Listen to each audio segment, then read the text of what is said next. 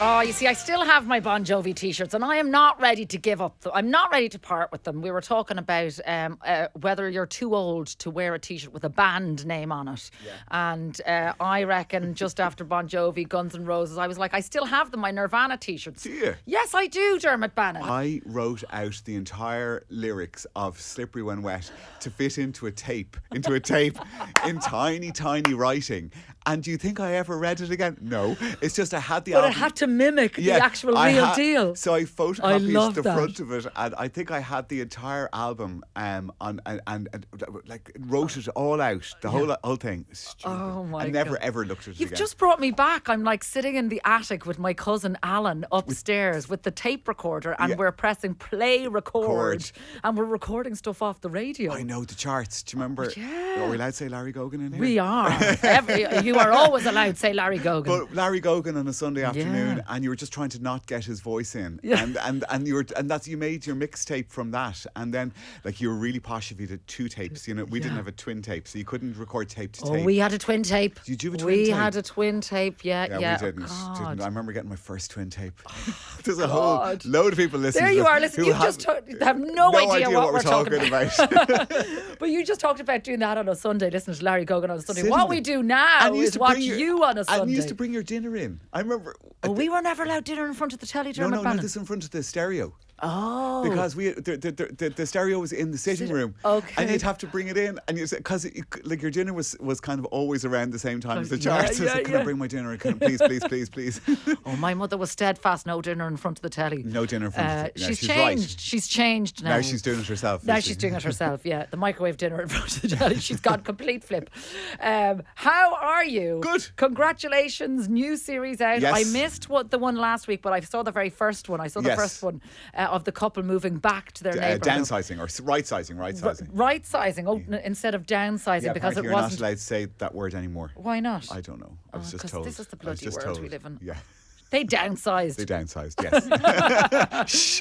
I loved this couple. I loved this couple because they loved their neighbours. That was the whole, like, the reason they did it. They moved into a bigger house because they had kids and they needed more space. And then, but they still got taxis back to their friends on the street. They still socialised with those friends. So the dream for them was, we don't need a big house. We need our friends. They were that close that some people assumed they were swingers. Well, I think it was mentioned in the show, because they wanted to put a hole in the gate, fence. and I said, oh, "Come on, guys! Like, there's a door at the front, and it's only like hop over the wall. It's not that far." But the reason I loved this so much is because of swingers. Because I love where we live. We have an open public laneway at the back of our houses, right? And then we've all put up our fences. But what we've done is we've all left a little gate in our fences so we can go in and out to each other's houses. So nobody knows who's going in. So nobody knows, but like it means kids aren't, it's not dangerous for kids running around. You can keep your dogs confined. But if I want to run into Luda, have a cup of coffee, have an old bitch, and nobody I could knows through the gone fence in and no there. one goes, because I saw Kathryn going in next door. What are they going in for? But what it did say for me was neighbours in Dublin. Like, it's great to have great neighbours, great community. That's what it was all about, and that's what brought them back. It's actually what it's all really about, isn't it? Having your kind of your community, your connections, the stuff to do, and I think like what was. I suppose it is a bit of a debate going on at the moment about we've got a housing crisis, right? Yep. But we actually have enough bed spaces for everybody in the country. But it's just the wrong people are living in the wrong houses. Now, I'll get shot for saying this, but I'm just saying there's lots of people living in 4-bed houses that only need two. There's only one person or two people living. But the big issue is we don't have anywhere for people to downsize from. And there's the reason that people won't move out of houses is because as they get older, they want to stay in their community. The community is the most important thing. Like they might play tennis still, or they're going to a bridge club, or they're just even down to the shops where they know everybody. Is really, really important to people.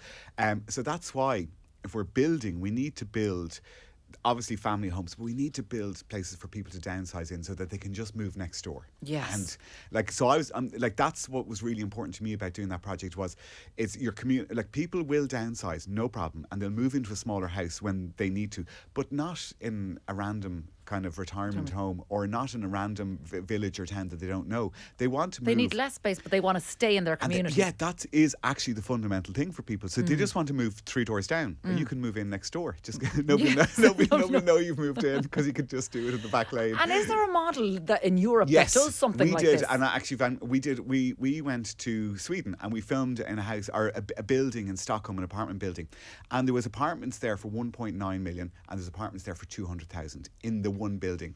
So there was massive big penthouses right down to one beds. So as people kind of got to different stages of their life, so you get young couples and they want to get the cheap one. Yeah. They're buying the 200 grand one, and then they might have one child, they'll move into a 3-bed or a 2-bed. Yeah. And then they 3 or 4 kids, and they're up into and then they, as soon as the kids are gone to college, they downsize. Yeah. And it's brilliant, because it means that you're still in the same building, still with your friends, still in the same community, still go to your local pub, still go to your commute is the same, because lots of people downsize and they're still working. Yeah. You know, and they still have to get to work and your commute. So that is the. And we're hearing more and more now about the effects of loneliness, you know, as people age and people are isolated. So if we can prevent that and future-proof that as much as we can, and why are we not doing it? And living in your town, your village, your community is kind of key to that.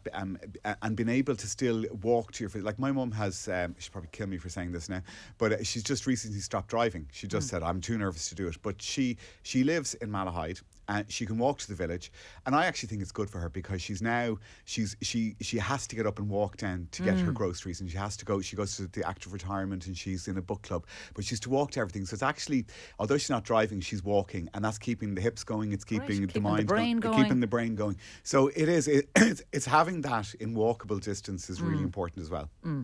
I'm reading here, because I said I didn't see programme 2. I'll tell you all about it. We've got a half an hour. We can do it. We can do it scene by scene. You were very cruel. You brought a couple in to see a gorgeous kitchen that they couldn't afford, that they ended up buying. Yes.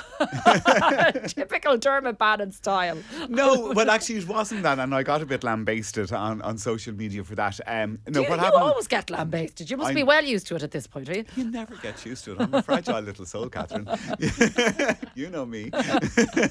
I never get used to that, and then I kind of cry all Monday morning. No. While the ratings skyrocket again. No, but what happened was, and I had a concept for how I wanted the interior to feel, right? So I showed them where the concept was, and I had got the kitchen guy to mock up the concept, right? But then I had an alternative that was within their budget or cheaper than their budget. And I said, look, so we're starting with this, but I think this works. But they'd fallen hook, line and sinker for the original. That's like bringing me into like a designer shop and saying, this is the one that you should have, and then going to Penny's. Yeah, I probably didn't understand the psychology of sales too much. Or maybe I did understand it. But no, but it was, the guy who did the mock-up, I wasn't expecting it to be as good.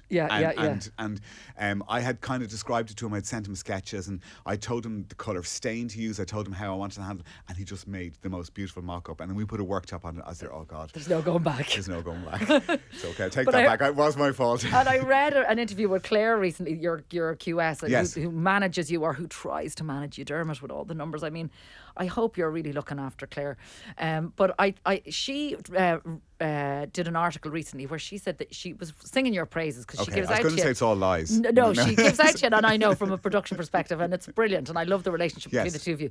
But she said that you are so invested, and we know, but it's so great to hear that you are so invested that you kind of stay in touch with a lot of the people afterwards, because you are building their dream for life, you know, so you're part of that life journey, aren't you? You're working with people for a whole year. Yeah. And you get to really know them, because you know the way you will have acquaintances, right? Yeah. And you might know somebody from the pub, or you might know somebody from a shop, or from, I don't know what classes you do, but you probably do loads of classes, yoga, the whole lot. And you might know people, but you never really get to know them. Yeah. When you're working with somebody and you get them at their most stressed and they're most happy, you see all the layers of their personality. So the people that you connect with and you really like, because there's no stone left unturned. There's no dark side to them that you haven't seen yet, because you've seen it. You've seen it all. I've seen it all. You've seen them at their most vulnerable, when you get them the kitchen that they can't afford, but they end up going with. Yeah, we're going to park that now. We're going to move on.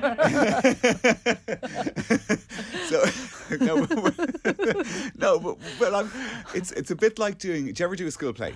Yes. And did you know the way you spend 3 or 4 months with people and you're in rehearsals every single day, and then you do the show and you've got something that you've done together. Yeah, it's something that you have. It's a relationship that nobody else has. That nobody has, or being in college with somebody, and you get to see all the pluses. So it is really difficult then to walk away. And the problem is that I go straight into another series as soon as we finish, and you're back into that thing, so you never get a chance to reconnect with people. So there's loads of the homeowners who still, like there was a couple in Baldoyle. And they had moved to America for 5 years. I don't know. It was a house where we moved to the upstairs. It overlooked the sea. Oh my God, it was gorgeous. Yeah. And she just out of the blue texted me over the weekend, and now we're. It's lovely because Susie down in Fermoy always texts me. Laura and Hoth always text me. Like there's Desi Dolan,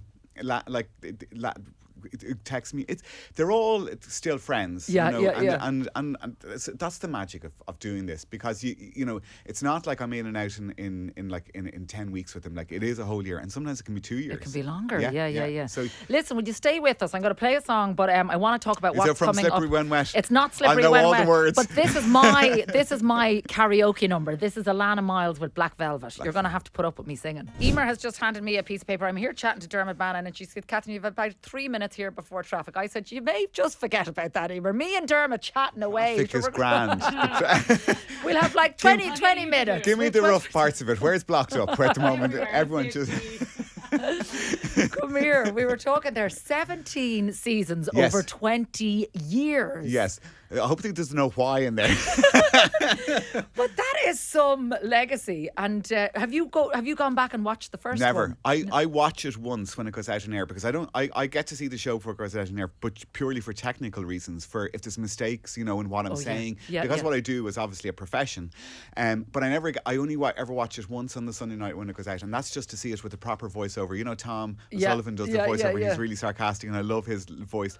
And then I never, ever, ever watch it again. So if it's on a repeat, I'll quickly try to go through. When you're on the remote control. Why does it just give you the ick or something? I cannot stand watching myself. I'm too hypercritical of me. So there's something really narcissistic about sitting there watching yourself, isn't there? I don't know. Would you watch old stuff with you? That silence says it all. I like watching myself back. No Frontiers back in the day. I would love watching those back when I'm 20. Are you working your way through Operation Transformation? No. But in fairness, I'd never watch Operation Transformation back. But I think going back so far back, like in my 20s, watching No Frontiers. Yeah. Like when somebody sends me something on YouTube, I like that because I go, God, who is that person? Who is that girl? Like do you remember your very first Room to Improve? Yes. Do you? Yeah. It was in Ballybrack. Okay. And it was... what age were you? 7? No, it was about 7. Yeah, it was 20 years ago. Yeah, so I'm 32 now. So it worked out. I was 33, 34. Yeah, 33. And just green around the gills when it came to TV. And I had done a series before that. It was House Hunters. It was kind of like the Irish version of Location with Liz O'Kane. So I had done that series the year before. So I wasn't completely green to television, but it was kind of my own show, and it was landed, and I had no idea what we were doing. The production company had no idea what we were doing. But that was kind of the beauty of it, because we kind of went into it, let's suck it and see. Yeah. And we had no format. Nobody was sitting there, we're going to do this, this and this. We literally made it up, and we used to sit around, myself and Hilary and Jane, and Luke McManus was the director at the time, and Stevie was the editor, and we just, what are we going to do now? And it was, but that's they just kind of had an idea. I remember at the time they said, Jamie Oliver kind of is good for people teaching them how to cook. Yeah. We'd like you to be the Jamie Oliver of architecture. But we had no idea how to make that happen. And it just... And you did, and you made it happen. Well, it was a lot of people, a lot of kind of every time we shot something, sitting around, did that work, didn't it work, will you do this, will you do that? Yeah. A lot of trial and error to get it, and it was kind of formatted maybe or not formatted, we got a format by season 3, I'd say. Yeah. And listen, so we've got 2 more left, because it's a shorter run. 4 this year. 4 this year. Yeah. We've got an extra bonus episode which is coming at some point as well. Yes, yeah. Which we can't really talk about. No. So we've got another 2 to go. So this what can we expect? This weekend's we're in Kells. We're with a young couple who are worked really hard, saved really hard, and have bought an old vacant bungalow. And it's a really... I love this because they're young. I love this because it's a bungalow. I love it, the fact that it was vacant, so it's lots of tick, tick, tick. But it's really interesting to watch a young couple who are completely influenced by Instagram and how they are perceived by social media. There's a kind of cohort of people who are everybody now who starts a renovation opens up an Instagram page. Oh yeah, you know, has their mood boards. Has everything. their mood boards. Yeah. And it's funny, the psychology behind that. And I won't go too much into it because there's some lovely poignant parts in the middle of the show and some hilarious parts in it. All right. Well, listen, Room to Improve continues Sunday night, RT1 and the RT player from 9:30. Emer is giving me the evils, so I'm going to have to move on to traffic. I'll give you the traffic. The weather's grand. Q102.